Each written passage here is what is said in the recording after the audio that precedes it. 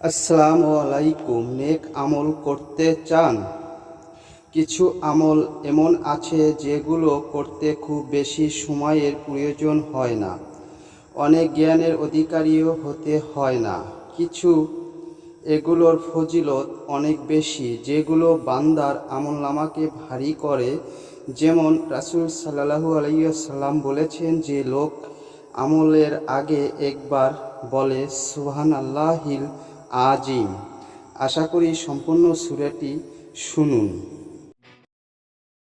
আল্লাহুম্মা সাল্লি আলা মুহাম্মাদিন ওয়া আলা আলি মুহাম্মাদ কামা সাল্লাইতা আলা ইব্রাহিমা وعلى آل إبراهيم إنك حميد مجيد اللهم بارك على محمد وعلى آل محمد كما باركت على إبراهيم وعلى آل إبراهيم